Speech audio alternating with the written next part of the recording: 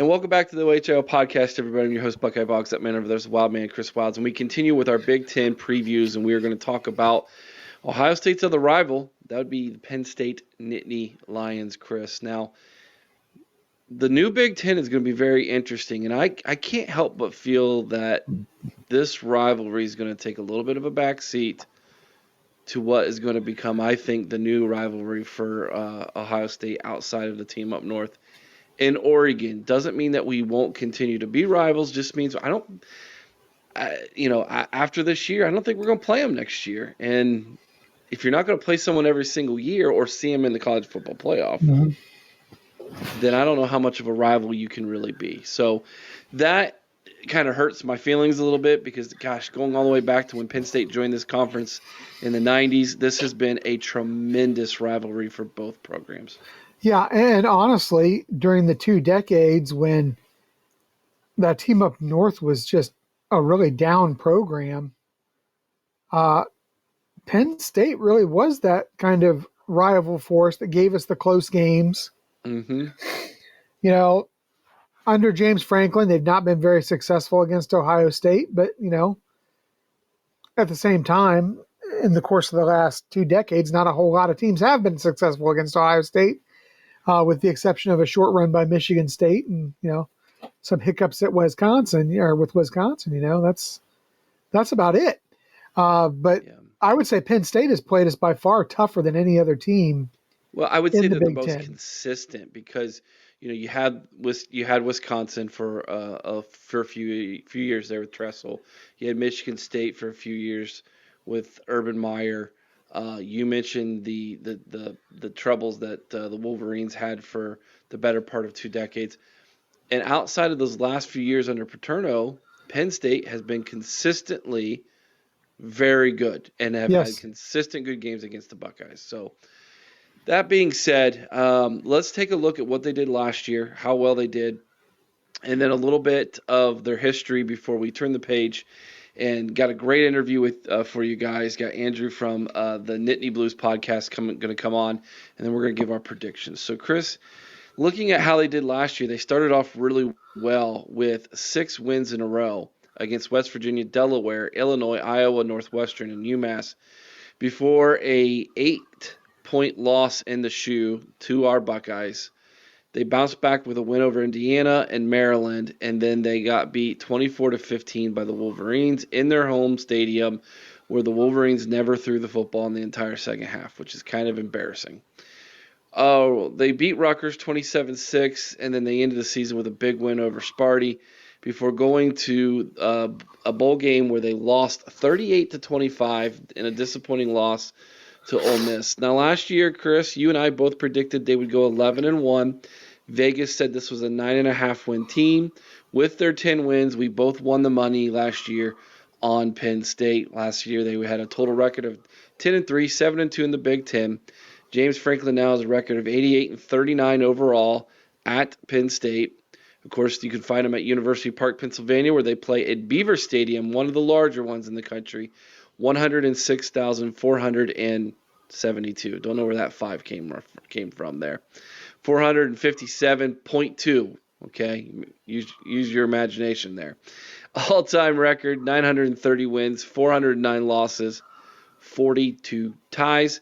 They have a bowl record of 31-20 with 2 ties, and they have won the Big Ten 5 times. This is a pretty good program, Chris. Yeah, they are. This is truly a blue blood program in college football, Eric. However, I think that even with their success, I think it's become a common theme. James Franklin's Penn State is the team they thought we were. They're the team that's not going to beat Ohio State. They're not going to beat Michigan consistently. But they're going to go 9-3, 10-2, going to go to a bowl game. But, despite all their success they had early on, and since Franklin's taken over, they've only had 1 conference championship. And they've had a lot of talent roll through Happy Valley. It wasn't for a lack of talent. So, yeah, this is a historic program, a very good program, one that if it doesn't take a step towards greatness this year, I think you're going to find that James Franklin may find his seat a little warm. Yeah, it very well could be. And of course, we're going to get into that with the interview that I pre-recorded with Andrew from the Nittany Blues Podcast, which we're going to play for you right now. After that great interview, which I think you're going to thoroughly enjoy, Chris and I will be back to talk roster as well as schedule and predictions. And welcome back to the OHL Podcast, everybody. I'm your host, Buckeye Boggs, and I'm joined by our special guest tonight, Andrew from the Nittany Blues Podcast, our sister podcast over at the College Huddle. Andrew, of course, covers Penn State. Since this is our Penn State preview, Andrew, welcome to the OHL Podcast. Appreciate the warm welcome, Eric. It's a pleasure to be on here with you. And it's good to talk rivals. I mean, a lot of times we have people on and they look at us as a rival, but they're not. But you indeed are a rival.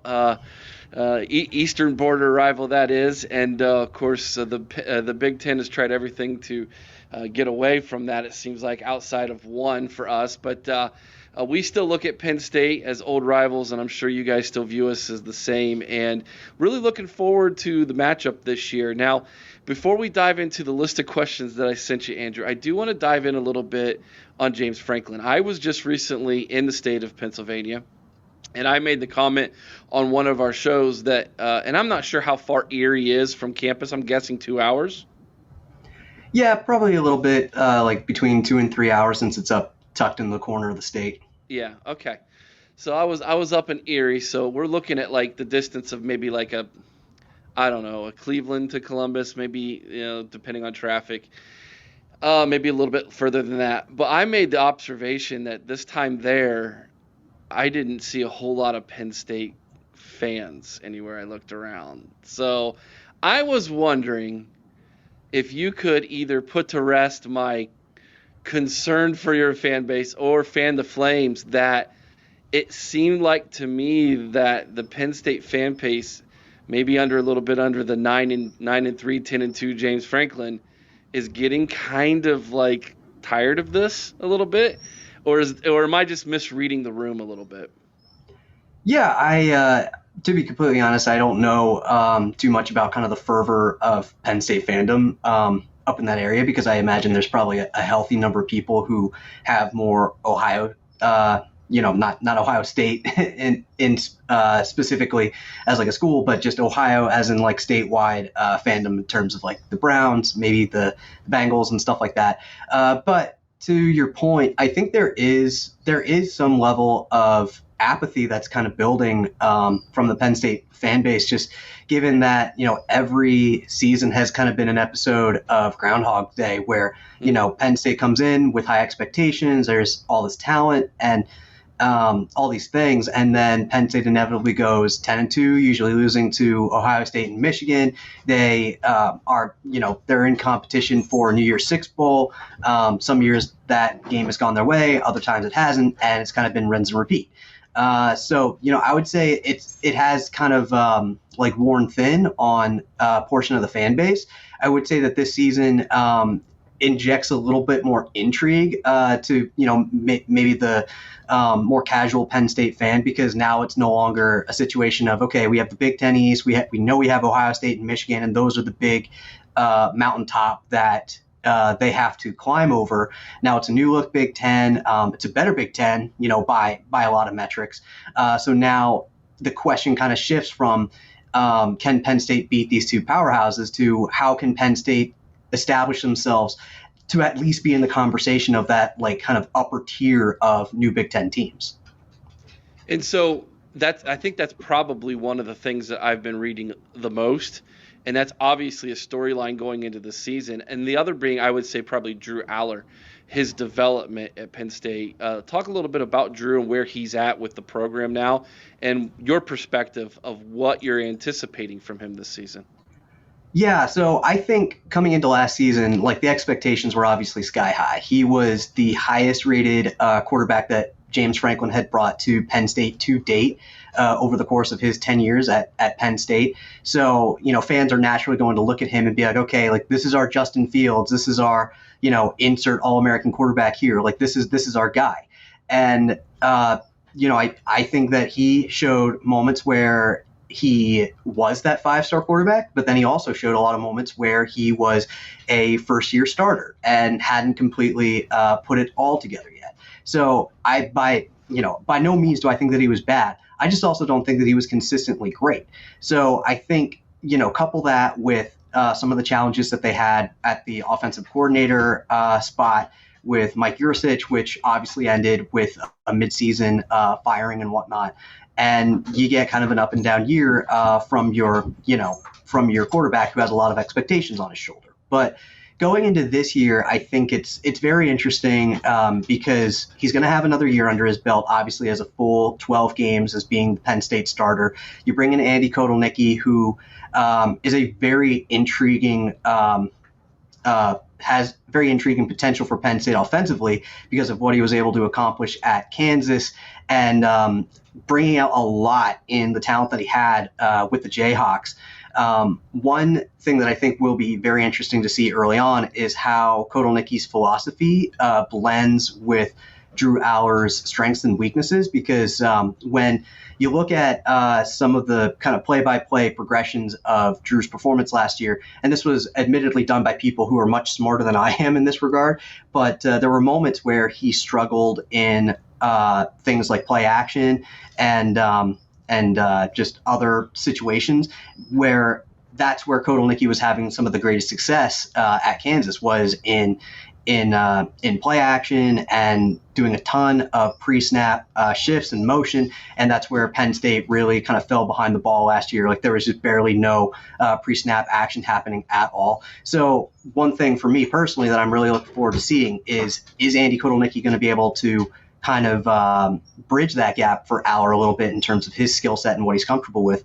Or is Kotelnicki going to be forced a little bit to shift his philosophy, play more to Drew's strengths, and then we don't necessarily see Kansas 2.0, but we see something new entirely? That's super interesting, Andrew. Is there any other storylines I'm missing? Those two I felt like were the main ones, but is there anything else that I'm missing going into the season that's of interest? Yeah, I mean, I would say that, the pressure is higher than ever right now for James Franklin to get Penn State into the college football playoff, regardless of the fact that they're replacing both coordinators. Like, it's Penn State, they recruit at a high level. They're a perennial top 10 team going into each season now. This should be the year that Penn State should get into the playoff. And it's going to be very hard to overcome the disappointment of the fan base if they fail to do that this year. So, even though they are going to have to navigate replacing both Yurcich and Diaz, like both the guys coming in have, a lot of pedigree coming in. They're being compensated very well to navigate those challenges. So this is kind of it for Franklin in terms of having 4 teams and having to overcome Ohio State and Michigan was one thing, but now you've got a 12-team field. Like, you got to do it now. And if he doesn't, is he then put on the hot seat, or is his seat already warm? I would say it's kind of put on hold right now. Like, when you're replacing both these guys, I think everybody's kind of expecting maybe a couple games of growing pains a little bit with 2 new coordinators and stuff like that. Again, everybody's being paid extremely well to overcome, what would be those typical challenges. But if, they end up kind of in a slide towards the midseason to the back half of the season, then I think those conversations are going to start happening. But for now, I think they're pretty much put on hold. Everybody's just kind of like, it's a new season, it's a new Big Ten. Like, let's see where they're at, because the conversations that we could be having right now could be very different, come 2 months from now, and like Drew's looking like, potential Heisman dark horse and stuff like that. So time will tell. College football is weird. It is it is weird. That's absolutely true. And of course, everybody's playing the game on video right now anyways. So yeah. Are you as well? No, I am not. I there's too much gray in my chin now. I would walk into my stepson's room and try to show him old school NCAA, and he would show me new school NCAA, and I would get my butt kicked. And I don't want to have to face walking down the stairs out of my stepson's room hanging my head. So we're just not gonna make that happen. Hey, fair enough. So let's talk a little bit about the roster, a little bit of roster turnover, and some guys brought in. You got a former Buckeye roaming around on the wide receiver area too. So talk to me a little bit about the roster, some of the big guys who have left, and how James Franklin plans to replace them. Yeah, so I would say the biggest loss right now would definitely be the two edge rushers in Chop Robinson and Adisa Isaac. Both those guys went in the NFL draft in the first and second round, respectively. So anytime that happens, that's hard to replace that kind of productivity. But I think they are in a good position to replace like what they brought to the table in shifting Abdul Carter down from linebacker to edge, which has been a big talking point among the Penn State faithful recently. And they also still have Denai Dennis Sutton on the other side, which he was kind of the 5-star blue chip defensive end recruit that Penn State got, a guy who has big aspirations for leaving his mark at Penn State. They also have some real experienced players behind them who haven't gotten too much of a run just because of the depth that they had at edge.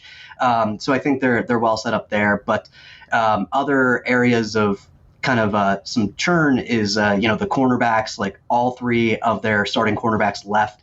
Probably most notably Kalen King, who left for the NFL as well.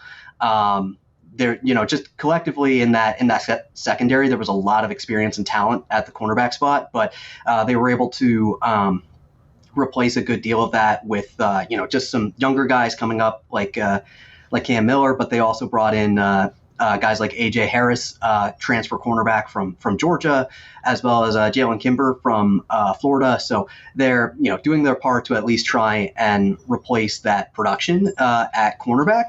And as you just alluded to, at the wide receiver spot, that's probably one of the biggest question marks going into the 2024 season.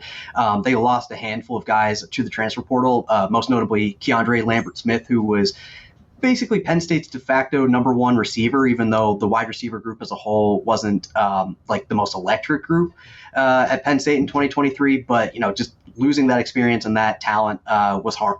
That hurt them a lot. But, kind of in a weird, like, full circle moment, Julian Fleming decides to come to Penn State after, choosing the Buckeyes over the Nittany Lions back during his high school recruitment. I mean, I remember that very well, just being like kind of a local guy to like where he went to high school and stuff.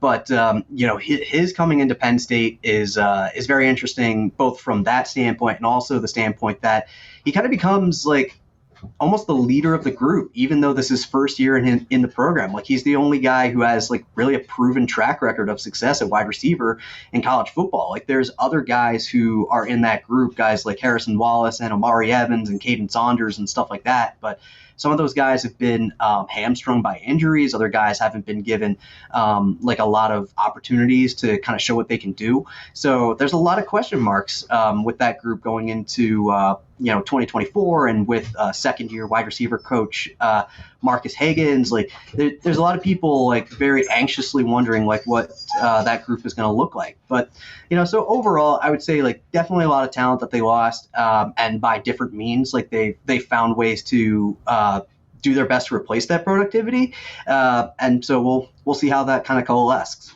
Yeah, for your sake and for Julian Fleming's, I hope he's able to stay healthy. The poor guy has battled injuries his entire collegiate career. It seemed like he got off the bus in Columbus hurt, coming right out of high school, and was never truly able to reach his full potential in Columbus due to multiple injuries. Dude has tons of heart. He has a lot of give a darn, but unfortunately, he just couldn't stay healthy and stay on the field the majority of his career. So hopefully that'll work out for him and for you guys as well. Moving on from the roster a little bit, And I'm glad you brought up Abdul Carter moving down from linebacker to defensive end, because we've had a major debate on our show whether he deserves to be credited in the top 10 in the Big Ten at that position, because he hasn't truly played it.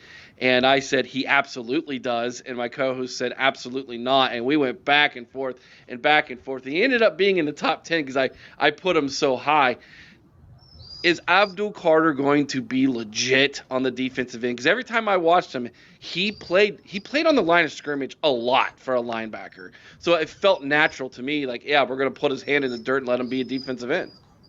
Yeah, I mean, this is truly like a Micah Parsons type moment. You know, he went from being drafted as a linebacker to moving to edge for the Cowboys, and so now Abdul is kind of getting that same experience. Just he's getting it in college, so he's getting it a couple of seasons earlier, if you will. But I think this is a natural transition for him. Like you just said, you know, he was placed in the line of scrimmage a lot, and basically, like, his main task was to go after the quarterback. Like, that's what he was most prolific at. That's what he was most effective at. And granted, I mean, he had sideline to sideline speed, so he could track down ball carriers left and right.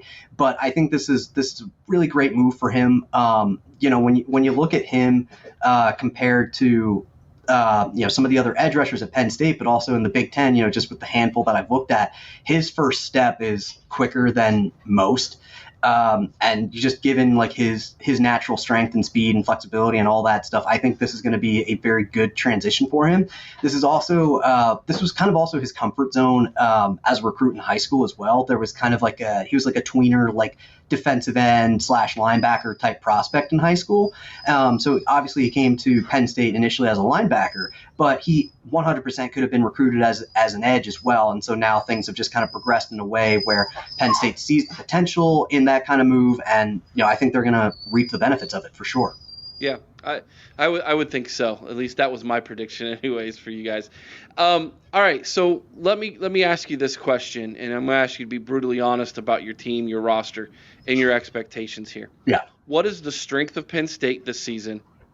What is the weakness? Yeah, so strength, you know, I'm probably going to sound like a broken record here. It's the defense, and especially the defensive line. Like, it's the deepest, most experienced, and most talented group on the team. And that's even after losing 2 NFL edge rushers. You know, that it's closely followed, I would say, probably by the safety group on the defensive side. But the defensive line is going to be where Penn State is going to win and lose a lot of these games this season. The weakness is the wide receivers, you know, because they lost, you know, some of the, like I don't want to sound too harsh, but there wasn't a ton of production from the wide receiver spot this past season, and the production that was there, they lost it. So they need to make sure that they have that whole situation figured out very early on this season, because the new look Big Ten is not just going to let them coast without knowing like who's their number 2, who's their number 3 receiver, like they basically tried to do last season.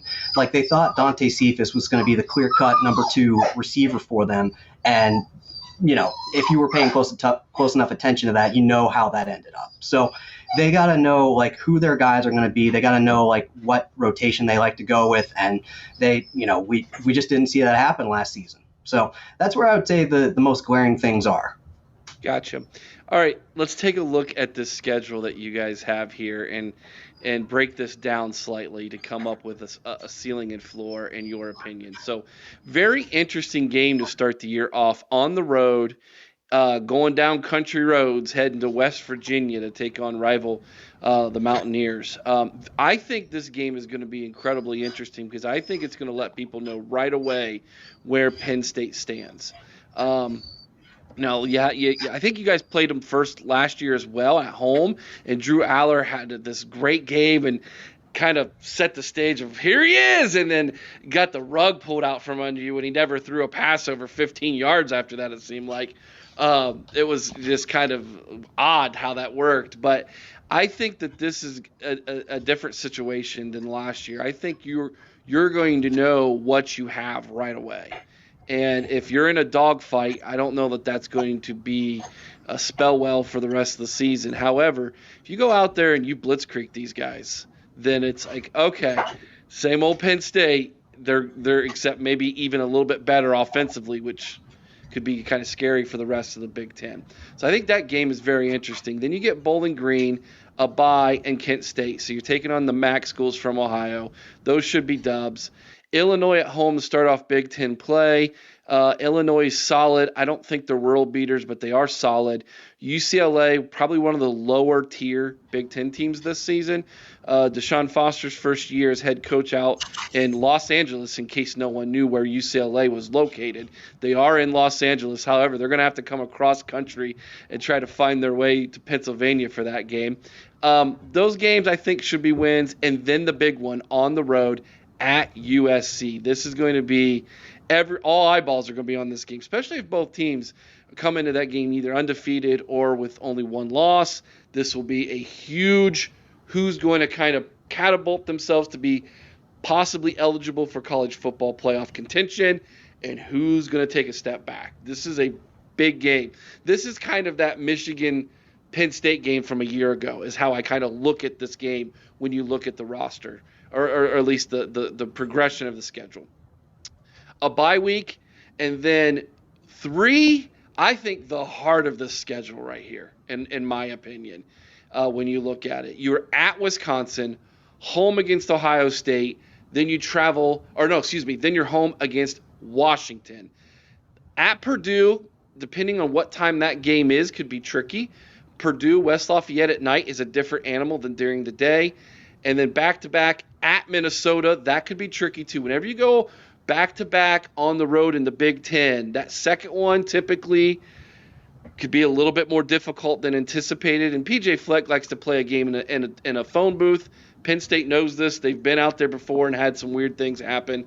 And then finish off against what I think might be one of the worst teams in the Big Ten this year, in my opinion, as they return to the meme in Maryland. So looking at this schedule, Andrew, it looks very similar to what you guys have had in the past. Just substitute USC for Michigan, and it's very similar. So, what's the ceiling? And feel free to wear your navy and white here hat if you like. What's the floor if things go bad? Yeah. So I would say the ceiling right now is 11-1. With that lone loss being to Ohio State. I think that even if, Penn State is able to be the best version of themselves this year, I think that talent gap between them and Ohio State this year is just going to be too much of a challenge for them to overcome. The floor, I would say, is 8-4. And the 4 losses being to Ohio State and then losing those 2 road contests to USC and Wisconsin. Because you're talking about a cross-country road trip. Penn State historically has not played tremendously well on the road. It's probably going to be a ranked matchup, which hasn't been James Franklin's specialty over the past 10 years, if we're being completely honest. So I could see that going either way. And kind of the same thing with Wisconsin as well. Even though they didn't light the world on fire in 2023, I think Luke Fickell is a very good coach. I think Wisconsin has plenty of pedigree and plenty of juice behind them as a program to rebound in 2024. So I could see that as well. And then that 4th loss, I could actually see it being Washington if things slide, with possibly like stacking losses, and if there's a kind of an emotional kind of hard loss to Ohio State, that that type of loss has kind of bit Penn State in the past, like where they've allowed them to kind of carry over to following weeks. So even though they're kind of like in a bit of rebuilding mode after being the college football playoff runner-ups, I like Jed Fish as a coach. I think they've been able to kind of piece together a good roster, or at least good enough to go into the season with a little bit of confidence. And by that point, they'll have 2/3 of a season to kind of figure things out on both sides of the ball. So I think anything can happen, especially if you're kind of facing kind of an emotionally downtrodden Penn State team. Anything can happen there. So I still like them in the rest of the games, but I think those 4 specifically have the highest amount of intrigue. So that's where I think this floor is. Okay. All right. Yeah, I think that's fair, in all honesty. More fair than what I'm getting from a lot of people. We're like, we're 12-0, baby, and I'm like, yeah, I don't think so. But no. I get it. You want to go into the season with tremendous optimism and everything else. All right, question I didn't have in the notes for you, and this is just shooting off the cuff. Let's say it does go really bad, and the fan base starts chiming in that they're done with James Franklin. Is there anybody else right now that you think might be on the athletic director's radar? That's a tough question. Yeah. Not really right now. The thing that they've always kind of had on like a short list as a program is offensive and defensive coordinators. Like that's not really like a closely held secret, but excuse me. As far as like head coach openings out there, or people that they might want to reach out to, everybody on the Penn State side has always clamored about the idea of bringing Matt Rule to Penn State, since he was a Nittany Lion. Obviously, he's done like great things in college football, both at like Temple and Baylor, and that's why he's in the position that he is now at Nebraska. I think it'd be very hard right now to take him away from Nebraska, just given the fact that like this is his first year. Nebraska's paying him very well. He's bringing in like highly recruited blue chip talent and all so it kind of has like the same Scott Frost feeling, before things went south with Scott Frost. Like there's a lot of energy right now, so I don't think Nebraska would want to lose him. Outside of that, I don't really know who else they might want to look at. That's kind of always been the big question. Like after everybody's like, oh, like they got to get rid of Franklin, they got to move on from Franklin. It's like, well, who else really do you want them to look at to kind of bring in? Because like if all you're doing is benchmarking him against like Kirby Smart, Nick Saban, and Ryan Day and Jim Harbaugh and stuff like that, like pretty much every coach is going to come up short. So I don't know. That's a very hard question to answer off the cuff, but I think Matt Rule is probably option number one. I didn't think about Rule, but that makes perfect sense, in all honesty. And our Nebraska friends are not going to like that answer at all. That might have to be a good college huddle video between you and them if that were to happen. What about Luke Fickell? Yeah, I think there's definitely some interest there. I mean, Wisconsin kind of fits in that same mold, I would say, as Nebraska, in the sense that like Wisconsin knows like what they have there, and just as a program, like they have enough history behind them that they could drum up enough like booster support to keep them on board. Penn State's gonna they have enough resources at their disposal to make a run at just about anybody outside of kind of the elite of the elite, both in the Big Ten and the SEC. But I think for the most part, like programs are well equipped to compete in a bidding war, and kind of plucking coaches out of places like where they're having success, I feel like is pretty tough. So, that's a question that I'd like to chew on a little bit to, maybe come up with like a top five, like kind of candidate sort of deal. But yeah, it's an interesting one for sure. I feel you listen to Buckeye fans, Ryan Day might be available at the end of the year, so you never know. Let me ask you one more question, and this is just on a personal note. Is the Paterno family still hanging around State College at all, or are they kind of like been excommunicated? Well, yeah, I mean, Sue Paterno still lives in State College. Jay Paterno is still on the board of trustees at Penn State, but on like an operative level, like, they pretty much just kind of like they don't involve themselves like too much anymore. Like there's certain like public events that will happen, around the community that some of like most of them are just like philanthropic, like charity related stuff that they'll be involved in. But anything like related to like the football team, I haven't heard the name Paterno mentioned in like over a decade. Wow. Yeah. Okay. That's always interesting because I have a good friend who's a Penn State fan, and we used to have him come on and we would get into the whole Paterno thing. And of course, I was super interested in finding out where they hid the statue and everything. Like there's this whole like tinfoil hat wearing, like where's this thing at? And someone located it, and like and so I've always been super interested in that. But that's good knowledge to know, is that they're still there. They're still a part of, like, the family's still part of the university, but they've distanced themselves from the football program, and that makes sense to me. Yeah, for sure. Yeah, and the only time really that like football and Paterno is kind of like linked anymore is the couple of instances where like the board of trustees has had to like vote on stuff that impacts the football program. So there might be like a quick like quote or soundbite from Jay Paterno on stuff like that. But yeah, outside of that, like they've like there's no like involvement, like it's nowhere even close to like James Franklin calling up anybody with the last name Paterno and saying, hey, like what should I be doing here? Like that is like so far from being reality. Yeah. Very good. All right, Andrew, tell everybody where they can find the Nittany Blues podcast, especially if someone's a Penn State fan watching this and they've never heard of your podcast before. We want to make sure that we point them towards you. Yeah, so we're on, all the major podcast platforms, Spotify, Apple Podcasts, Google Podcasts, even though I think that's been shut down, but we're also on Amazon as well. So basically anywhere that you listen to podcasts. Another great way to find us is on our website at nittnyblues.com. You can listen to all of our previous episodes there. You can learn more about the show, about myself and my co-host Vince, and all that stuff. We also have our own merch at shop.nittnyblues.com. So if you listen to us, you like us, and you want to support the show, that's a great way to do so. And outside of that, we're on Facebook, X, Twitter, and Instagram at Nittany Blues and Nittany Blues Podcast. There you go. And if you forget all that, of course, just go over to thecollegehuddle.com, go over to Big Ten, Penn State. You'll find the Nittany Blues, and you'll find all their links on their College Huddle page as well. And, of course, we were tickled pink when the Nittany Blues decided to be our Penn State affiliate at the College Huddle. They are, I think, in my opinion, the best Penn State podcast out there that I listen to. And so we're absolutely glad to have them. Andrew, we will be back to do more previewing later this season.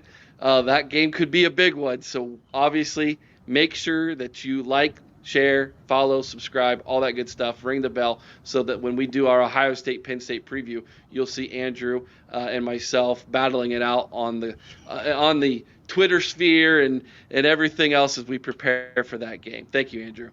Appreciate it, Eric. And welcome back, guys. Thank you, Andrew, from the Nittany Blues podcast for that great interview. If you're a Penn State fan, by all means, head on over there. Check out their website. Give them a follow. Fantastic guys who do fantastic work for all you Penn State fans there over at the Nittany Blues podcast. All right, Chris, let's talk roster. I'm going to share the Our Lads page here. We're going to take a look at Penn State offensively first. Of course, the first name right at the top there at the X position, ex-Buckeye Julian Fleming. He's going to headline what is basically a unproven, inexperienced wide receiver room, which has the Penn State fans a little worried. In the years past, Penn State's offensive line has been a little bit of a struggle. I think they're going to be decent this year. Of course, you got Katron Allen and Nicholas Singleton running the football.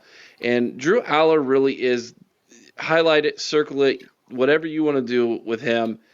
A lot of this season is going to ride on his shoulder. If he can't take that next step, I really do think Penn State might be in a little bit of a trouble, Chris.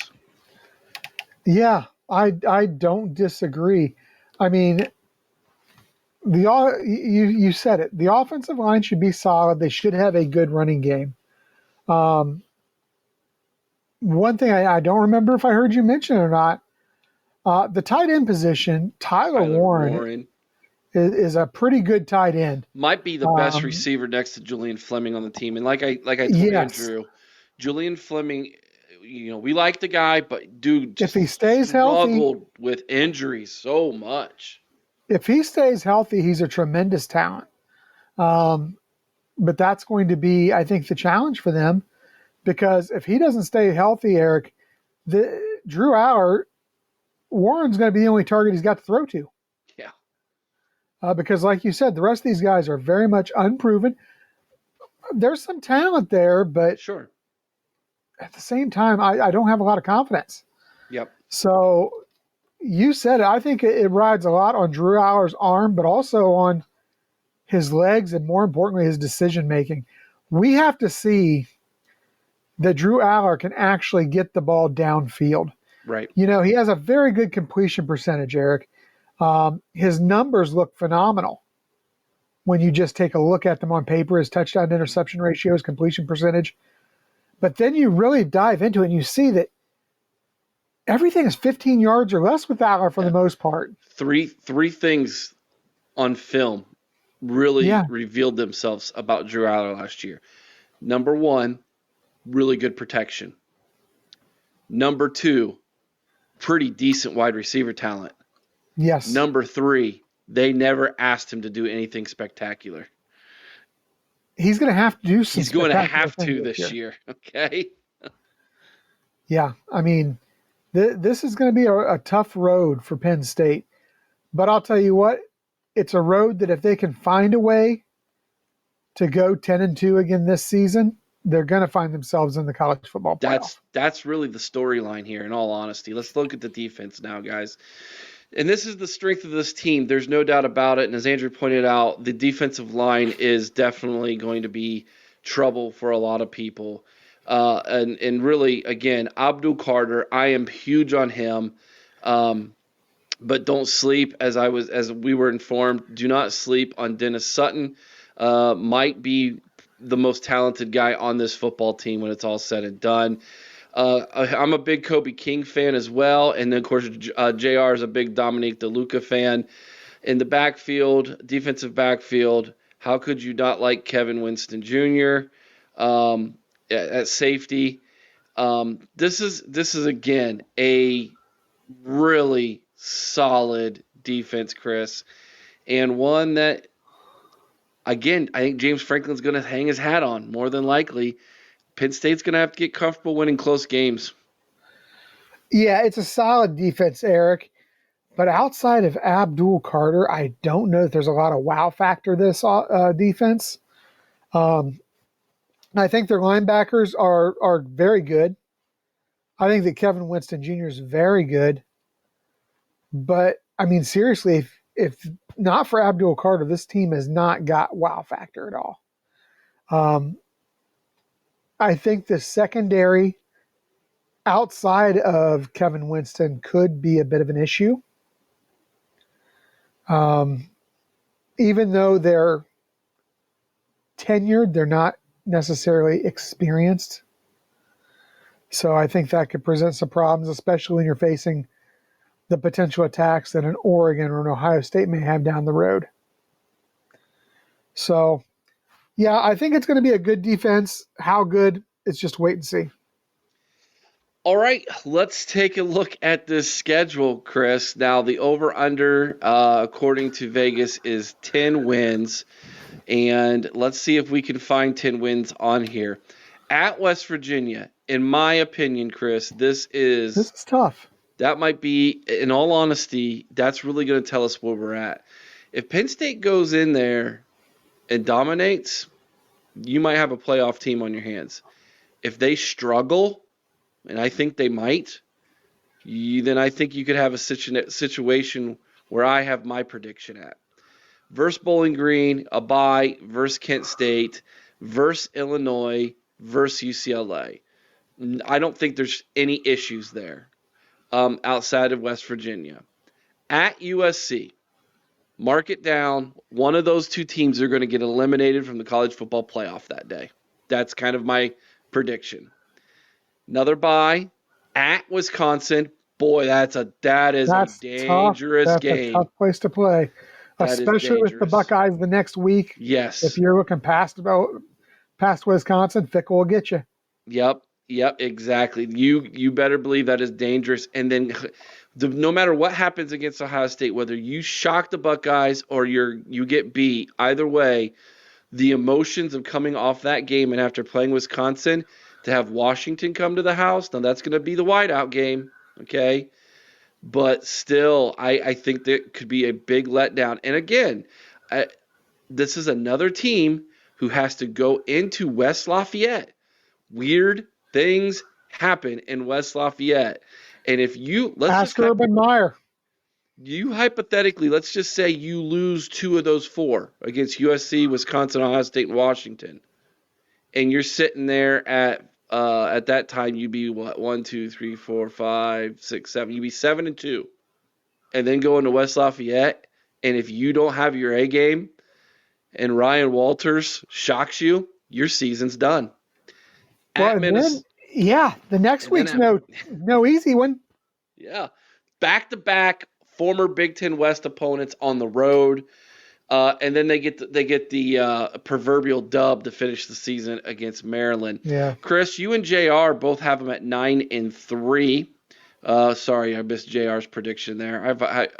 I make these things way too fast before we record. That should be 6-3 in the Big Ten for JR, along with you, Chris. I have them at 8-4, 5-4 in the Big Ten. Yeah, and I can see a scenario play out for either one of those. I think the big thing we've got different there, Eric, is did you have them losing to West Virginia? I don't believe so. I have them losing. No. You had them losing four in the Big Ten. Yeah, I have them losing to USC, Ohio State, Wisconsin, and I think I have Minnesota beating them. Yeah, I think that's probably the one where we differed was Minnesota. But here's the thing. Here's where I'm at with Penn State. And I'm sure some Penn State people are going to agree with me, and by all means, please let me know why you disagree with me in the chat below. I think Penn State as a program is a scary place of apathy. They've had so many 10-2, 9-3 seasons. And if they lose a game or two early, this thing could get away from them. Do you know what they're becoming, don't you, Eric? They're becoming Iowa. Oh, that hurts the soul if you're a Penn State fan. A very good team that really, like you said, is just becoming apathetic, becoming accepting of playing that little brother role in the conference, of playing that 9-3, 10-2 game every year. I think the difference between Penn State and Iowa, though, outside of the fact that Penn State has, I think, more of an advantage as being a blue blood and Iowa's not, is that if Iowa can go 10-2 and sneak into the playoffs, I think the fan base is happy with that once every 3 or 4 years. Yeah. Where I think it's going to be expected to at least go 10-2 and get to the playoffs every year. That's kind of the bar for them. And I don't know that that's going to happen as often as they think it is now, given the fact that the Big Ten, I think, is stronger than it has been in the past. I know they don't have to play Michigan. They basically took Michigan off the schedule and put USC in. But I have very little faith that James Franklin is going to win those games that could be quote-unquote coin flip games. Yeah. I agree, and like you said, there's a potential for a lot of them now. Yeah, they got to avoid Michigan and Oregon this year, but what's to say that next year they don't get that schedule that Michigan had this year, where they got to face Ohio State and Oregon, and potentially Michigan or USC in that same year. You could easily end up with 3 very, very, very good teams on your schedule, and then you've got the up and coming teams in the conference. Mm-hmm. It's not going to get any easier. I can see a scenario where Penn State, even being a blue blood, could be relegated to 5th or 6th best in this conference. It was not that long ago, a couple years ago, they lost to Indiana. Yeah. Indiana, under Cignetti, is probably going to get better. Okay? There's a lot of teams in this conference who are getting better. And if you're not also getting better, then that means you're staying stagnant and you're not hypothetically, you're getting worse. You're going to get passed up. So this is a huge year for James Franklin and Penn State. And like I said, when I took my trip to Pennsylvania, I just didn't feel any buzz from many fans. And I don't know. What did you see more of, Ohio State shirts or Penn State shirts? Oh, it was Ohio State by far. But as Andrew said, Erie's not exactly Penn State country to them. It's not, but it's no closer to Ohio State. Right, but you also, I think if we went to Pittsburgh, it might look a little different. But I don't know. We'll see. We'll see because we're going to go to Pittsburgh. But either way, this is a huge year for Penn State. I'm super interested to see how things go for them. And of course, whenever we go to Penn State, it's typically a pretty good ball game. So we'll be looking forward to that as well. Although it's going to be a big noon game. No whiteout this year, Eric. No, which stinks. I mean, in all honesty, that stinks.